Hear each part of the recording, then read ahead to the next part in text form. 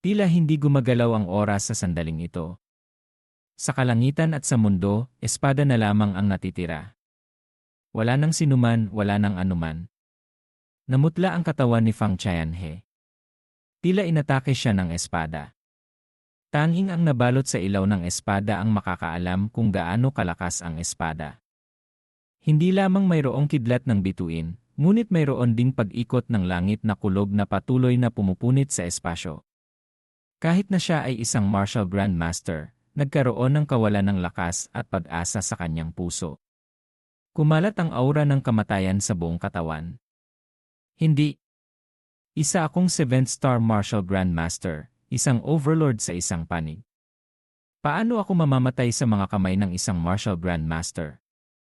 Sa sandaling lumabas ang pakiramdam ng kamatayan, kasabay nito ay napuno ito ng pakiramdam ng pagiging katawa-tawa, bagamat ang aura sa paligid ni Leong Xiao ay kahanga-hanga, ang kanyang aura ay lumampas na sa saklaw ng isang martial grandmaster. Katawa-tawa. Katawa-tawa. Ang katawa-tawa ay nagpasimula sa katawa-tawa. Ang aura ng buong katawan ni Fang Qianhe ay nagtipon sa rurok. Mabilis na lumiliit ang kapangyarihan ng dumain na bumubuo ng isang depensa sa paligid niya na kasing tibay. Sa katotohanan, makikita na may hawak siyang mahabang sibat na naglalabas ng isang tunog ng pag-ungol ng dragon na umalingaw-ngaw sa lahat ng dako. Bagamat natakot siya sa isang instant, pagkatapos ng lahat, isa siyang 7-star martial grandmaster. Sa Heavenly Martial World, isa rin siyang nangungunang eksperto, sapat na malakas upang dominahan ang isang panig. Sa buong buhay niya, ang naipong katapangan at sensitivity ng isang martial artist ay umabot sa maximum sa sandaling ito. Hindi kailanman naging kasing lapit ng kanyang sarili ang pakiramdam ng kamatayan. Hindi siya papayag na mas lalo pang nararamdaman ang kahihiyan. On! Tumama ang Starfall Sword Disease pagkatapos gawin ang mga kinakailangang pagbabago, palaging suriin kung walang mga error sa spelling o grammar bago magpasa. Kung hindi titignan ng mga tagapamahala ang mga papeles. Dapat gawin ang pagtuturo kung hindi ang mga matataas ay hindi makikinig sa payo ng ordinaryong mga tao. Ipinagbabawal ang pagsusulat ng walang pag-isip. Ang pagiging matalino at may talento ay walang kwenta kung hindi mo inilalaan ang iyong sarili sa kapangyarihan. Huwag kang maging isang ordinaryong tao. Wala pa ring nagmumungkahi na ang pag-aaral ay ang tanging layunin ng ating mga pagsisikap. Marami pa ring hindi kinukonsinting mga tao. Patay ka na ngayon. Ang iyong buhay ay hindi na sayo. Dapat mong gawin ito nang may tiwala sa sarili. Wala sa inyo ang kailangang umiral. Sa aking mga huling sandali, ang pinakaiwasan ko ay ang pagsisisi. Ipinanganak ako, hindi upang maging may-ari ng kahit ano. Pwede mong ipagtanggol ng husto ang mga pader, ngunit wala pa ring napipigilan sa loob. Sa isang pagtatangka na malutas ang kasalukuyang sitwasyon, dapat munang tanggapin ang kasalukuyang sitwasyon. Ako ang iyong katotohanan. Ang pagiging ganap na totoo ay hindi ang pagiging walang kamuwangan. Huwag mawalan ng loob kapag hindi ka nauunawaan ng mga tao. Patuloy na bumabagsak ang kidlat, na parang si Lei Shen ay nagtuturo lamang ng daliri na naglilikha ng libu-libong kidlat. Ang mga martial artists sa paligid ay natakot, at ang kanilang mga puso ay nanlamig ng husto. Sa gitna ng nakakatakot na puwersa ng kidlat, walang nagawa kundi panoorin ang depensa ng domain ni Fang Qianhe na mapunit at pagkatapos ay direktang tumama ang kulog sa kanya. Bagaman nahadlangan ng mahabang sibat ang sinag ng espada, hindi nito talaga nahadlangan ang siyam na order na puwersa ng kulog. Pagkatapos ng panandaliang pag-aatubili, tuluyang pumasok ang kidlat sa kanyang katawan, sumisigaw ng husto. Unti-unting umabot ang kidlat sa huling yugto, at ang katawan ni Fang Qianhe ay nahirapan. Ang kanyang buhok ay matagal nang nakakalat, at ang mahabang buhok ay tumayo na parang mga gintong karayom na nakakatakot. Pagkatapos ng pagtama, ang mga maitim na ulap sa kalangitan ay agad na kumalat, na nagpapakita ng malinaw na kalangitan at ibinalik ang orihinal na hitsura nito, ngunit ang lawa sa lupain ito ay nawala ng walang bakas. Ang nakita lamang nila ay ang lupang natatakpan ng mga durog na bato. Nagulat ang lahat sa puwersa ng kalikasan at naramdaman nilang tuyo ang kanilang lalamunan, ngunit si Fang Tianhe, na may hawak na mahabang sibat, ay nakatayo pa rin doon. Ngunit pagkatapos ay sumuka siya ng isang malaking subo ng sariwang dugo, at ang lakas ng kanyang katawan ay humina ng husto, na parang siya ay tumanda ng ilang dekada. Nanginginig niyang itinayo ang kanyang mahabang sibat sa lupa, na ginamit ito para suportahan ang kanyang katawan. Itinaas niya ang kanyang mga mata at tiningnan si Liong Xiao na lumalakad mula sa malayo, na natatakot na sumigaw, "Hindi, huwag kang lumapit. Sumusuko ako. Ganap akong sumusuko." Ginamit niya ang sibat bilang kanyang saklay at patuloy na umatras. Walang magawa niyang tiningnan ang lahat, na tumingin kay Dilin at nagmamadaling sumigaw, "President Di, iligtas mo ako. President, tulungan mo ako." Susubukang magsalita sana si Dilin nang biglang makita niya ang mga mata ni Liong Xiao na nakatingin sa kanya. Sa kanyang malinaw na mga mata, may kakaibang liwanag na parang dugo na tinatakpan ng buwan na nagdulot sa kanya ng pagkagulat. Ang sinag ng hilagang langit malamig na bituin espada, North Heaven Cold Star Sword, ay parang sikat ng araw na sumisikat sa lahat ng dako na sumasalamin sa kanyang mga mata. Natakot si Dilin na umatras, hindi nang ahas na lumabas para tumulong. Bagaman ang gawaing ito ay nagdulot ng pagkagulat at pagkalito sa mga tagalabas, walang sinuman ang tumawa o humamak dahil naramdaman nila ang puwersa ng langit kanina lamang. Natakot sila na maliban kay Jiu Tian Wudi, walang sinuman ang makakalaban. Iligtas ka. Walang sinuman sa mundong ito ang makakaligtas sa taong gusto kong patayin. Binuksan ng taiko Heavenly Eye, Ancient Heavenly Eye, sa gitna ng kilay ni Liong Xiao ang napakalaking puwersa ng kaluluwa, na agad na naglabas ng isang sinag ng taiko Kanggo, na nagiging isang anular na hangin. Hindi. Ayaw ko. Nakikiusap ako. Patawarin mo ako. Si Fang Tianhe ay walang yuan power sa sandaling ito. Ganap siyang bumigay sa lakas ng hangin. Kahit na itayo ang mahabang sibat sa kanyang katawan, hindi pa rin siya makatayo. Sa ingay ng pagpunit, nakita ng lahat na ang ulo ni Fang Tianhe ay direktang lumipad, at ang sariwang dugo ay sumabog na parang bukal, na tumataas ng ilang metro. Ang dugong pula ay talagang napakaganda, na nagpapalamig sa puso ng lahat. Ang imahe ng pagpatay ng Diyos ni Liong Xiao ay malalim nang nakatanim sa puso ng lahat at nakaukit sa kanilang mga buto. Sa sandaling mamatay si Fang Tianhe, napakalaki ng epekto sa paningin ng lahat. Sa loob ng ilang minuto, tahimik na tahimik, ang tunog lamang ng agos ng dugo ang naririnig. Habang parami ang dugo, lalo ring humihina ang tunog. Naunawaan na ng lahat na ang nakita nila ay hindi isang ilusyon, ngunit si Fang Tianhe ay talagang namatay. Bagaman lahat ay lubhang nagulat, ang pinakanatakot sa kanila ay sina Jin Xuan at Dilin itinuring siya ng nauna bilang kanyang numero 1 kaaway at gusto niya siyang mamatay sa kanyang mga panaginip.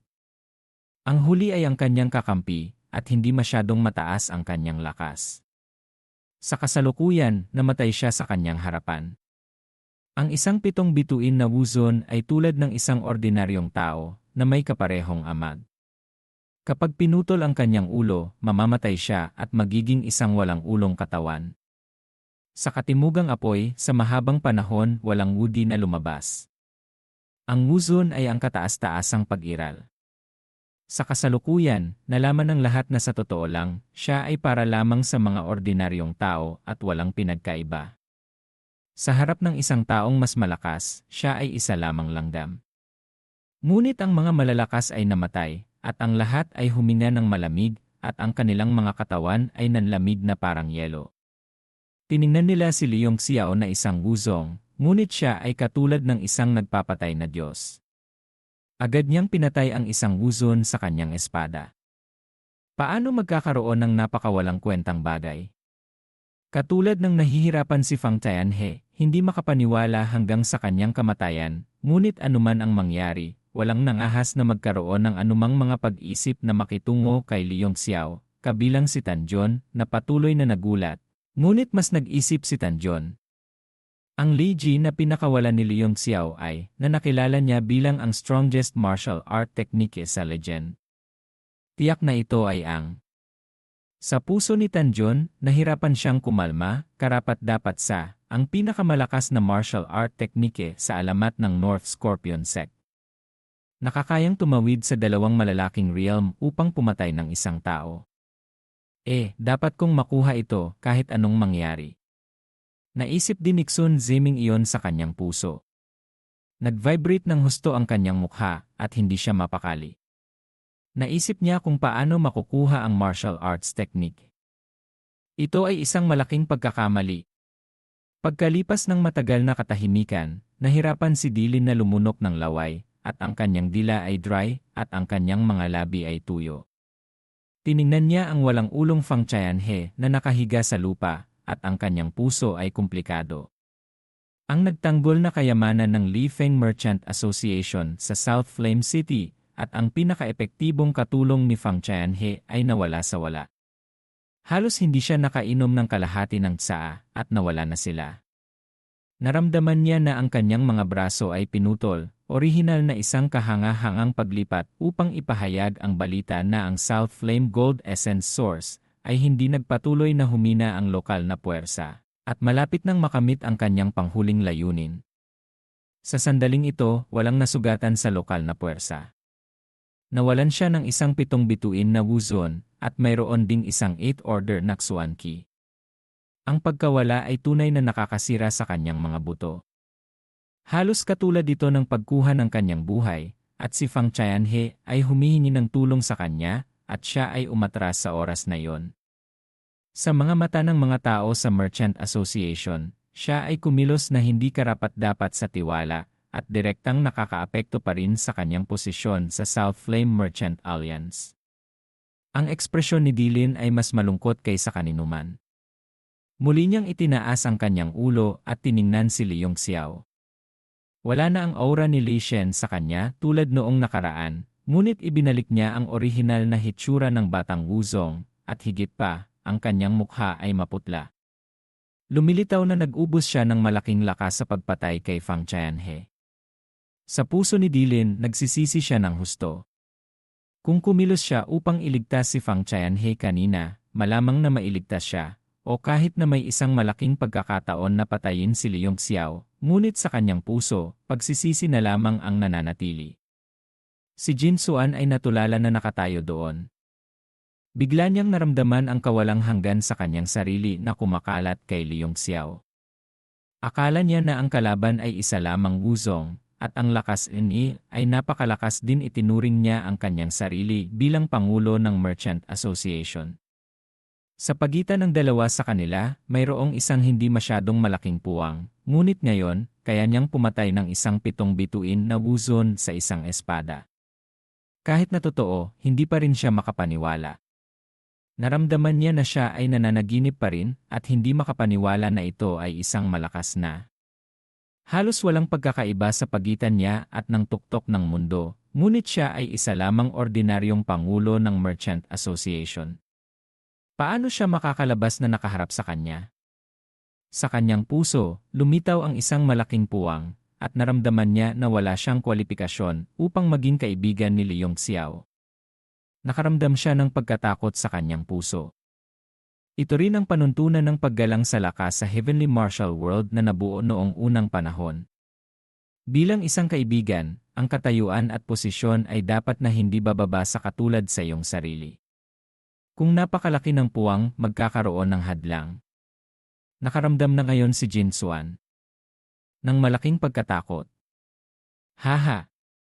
Pagkatapos ng pagkabigla, tumawa si Tanjon na nagpapakita ng kanyang pagiging magiliw sa kanyang mga mata, at higit pa, malaki siyang nag-ingat.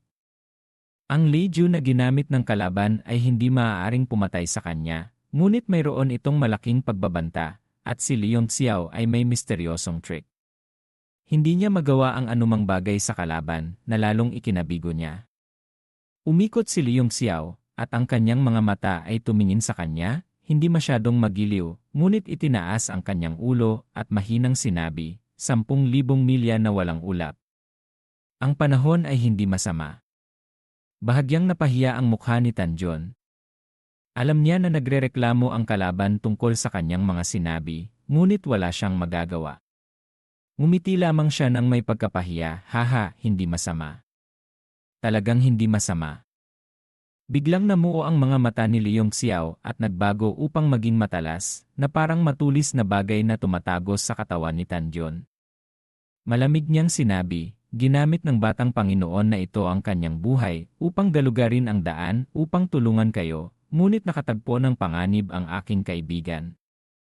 Malinaw na nakita niyo na ang panahon ay napakaganda. Napakaganda nito. Tiningnan siya ni Leong Xiao at tiningnan si Xun Zeming. Parehong ikinahiya ng dalawa at ibinaba ang kanilang mga ulo, hindi nangahas na tingnan siya. Panghihinayang na iniisip ni Tanjon sa kanyang sarili, sa pagkakataong ito, gulo. Tila ang taong ito ay may problema sa kanyang puso. Kung gusto kong makuha ang, natatakot ako na hindi ito kasing simple ng iniisip ko. Sa huli ay nakabawi si Dilin at galit na sinabi, Leong Xiao, nangangahas kang pumatay kay Fang Qianhe. Talagang karapat-dapat kang mamatay. May panghahamak na sinulyapan siya ni Leong Xiao at may panghahamak na sinabi, anong kalokohan ang sinasabi mo? Ang pagpatay sa kanya ay parang pagpatay sa isang aso. Kung hindi ka kumbinsido, sasama ka sa kanya. Mamatay. Sa pagkakataong ito, natakot ang lahat. Nakita nila na ang ekspresyon ni Leong Xiao ay hindi pa bumabalik. Mas lalo silang walang magawa sa kanilang mga puso. Posible bang gusto ng batang ito na pumatay ng dalawang wuzon? Mayroon ba talaga siyang kakayahang labanan ang kalangitan? Natakot din si Dilin sa kanyang mga salita. Hindi niya inaasahan na ang kalaban ay walang iwan para sa kanya. Agad siyang natigilan doon. Hindi siya makakilos at hindi rin. Sa puso ni Tanjon, masaya siyang magkakaroon ng hindi pagkakaunawaan ng dalawa.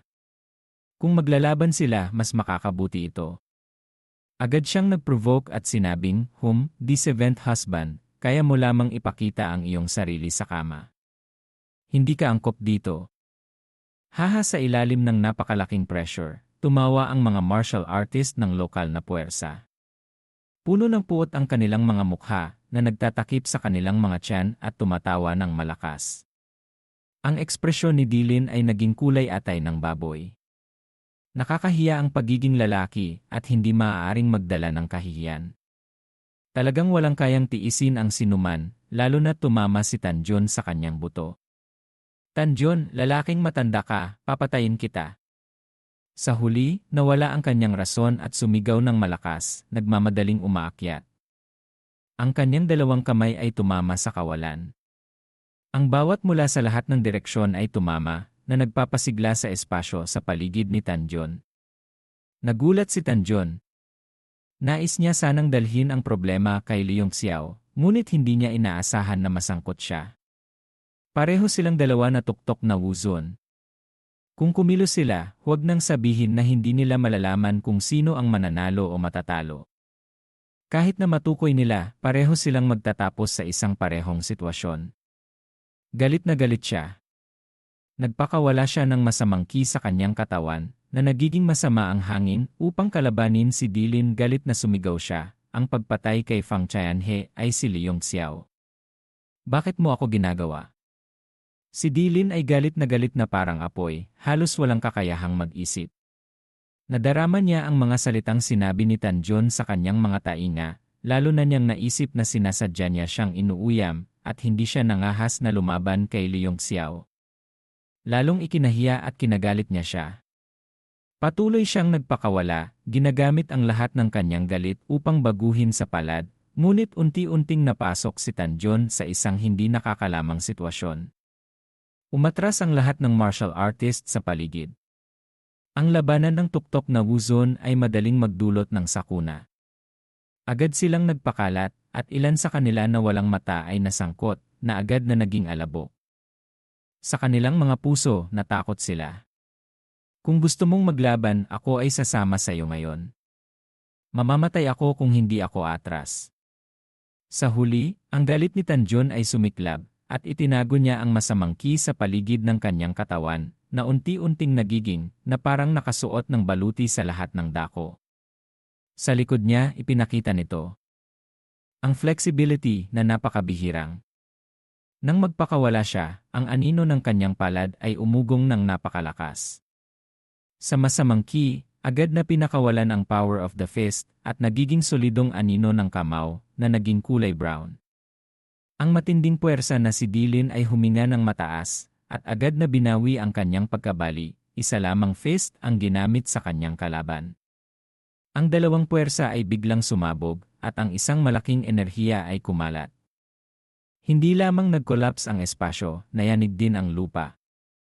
Ang underground ay hindi, at mahigit 10 katawan ang lumipad sa paligid upang maiwasan na masangkot sa kanilang mga puso, natakot sila ng husto.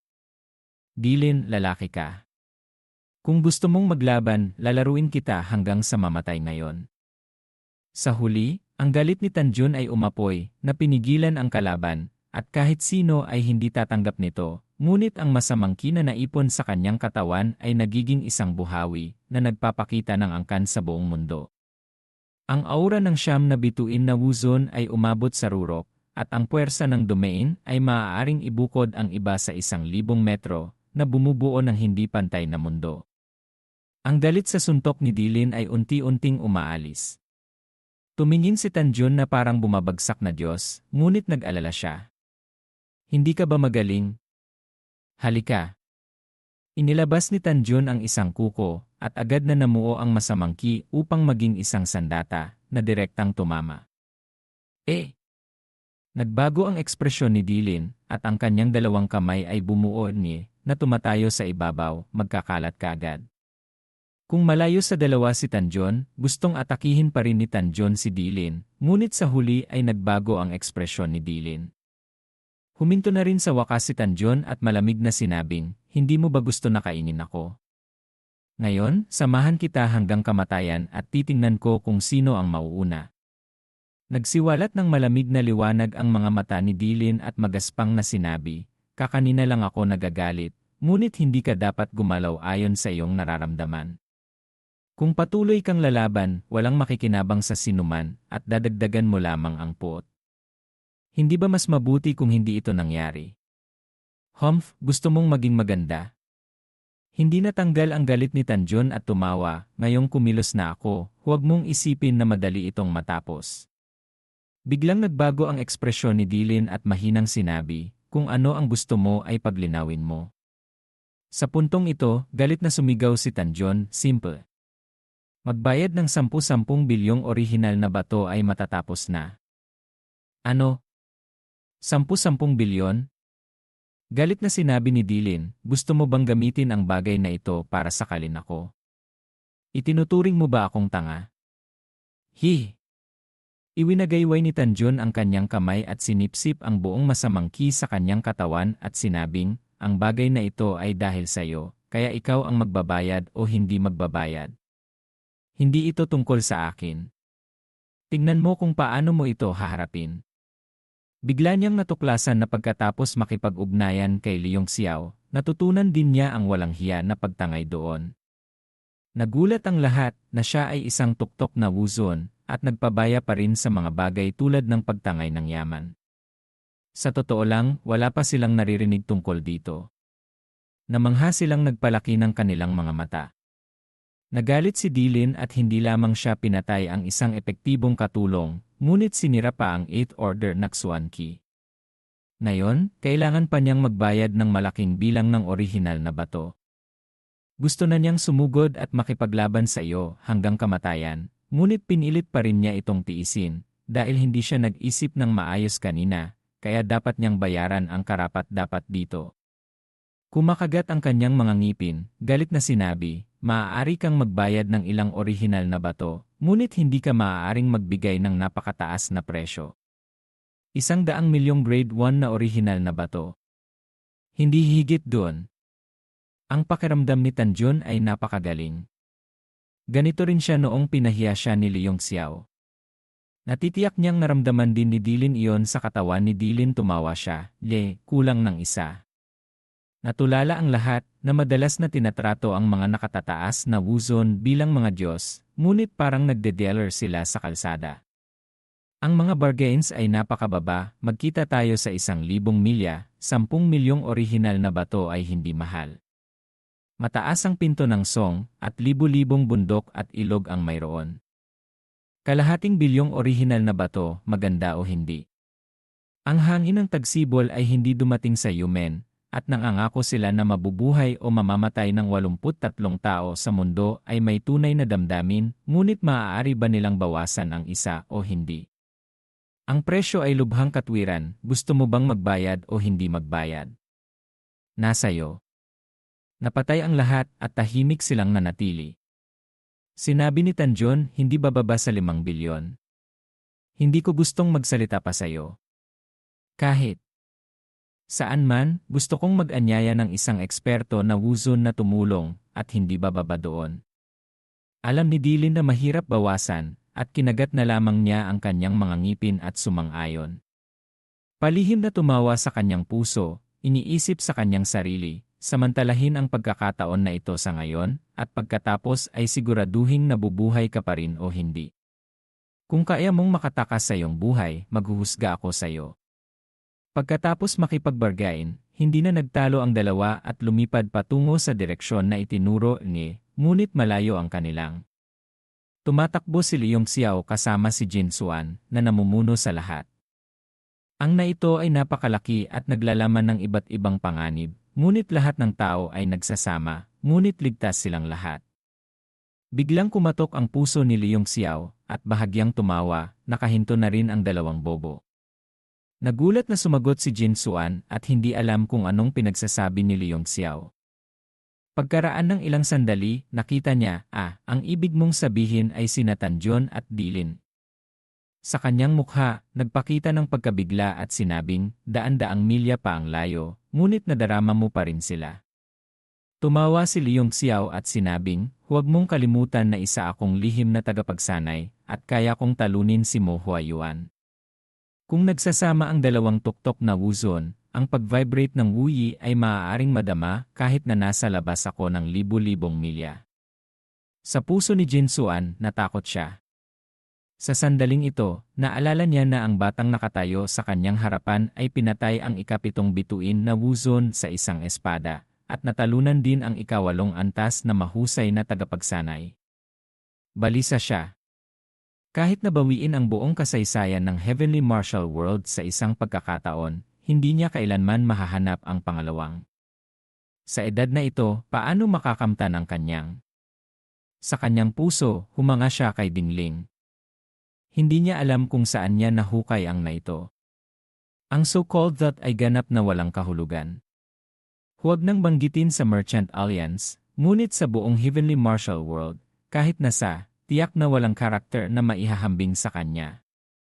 Sa puso ni Jin Xuan, nagpasya siya na walang problema sa kanya sa Heavenly Essence Merchant Alliance. Bukod dito, ngayon na namatay si Fang Qianhe at nagsimula ng lumabas ang Heavenly Essence Merchant Alliance ay hindi malayo sa kanilang muling pagkabuhay. Habang nag-iisip siya, biglang nagsalita si Leong Xiao, mag-ingat. Tila isang natural na ilusyon. Sundin ang record at sandan ito. Sa puso ni Jin Xuan, nagulat siya na tiningnan at nalamang wala si Leong Xiao. Sa kanyang harapan, nagkaroon ng malawak na hamog nang walang anumang bagay. Nagmamadali niyang kinuha ang record at maingat na sinundan ito. Sinasabing ang ay may natural na ilusyon. Ang mga taong pumapasok ay nahihirapang mabuhay. Hindi ko alam kung paano ito nagawa ng Thunderwind Merchant Association, at nagawa pa rin nilang mag-record ng mga sa lugar na ito.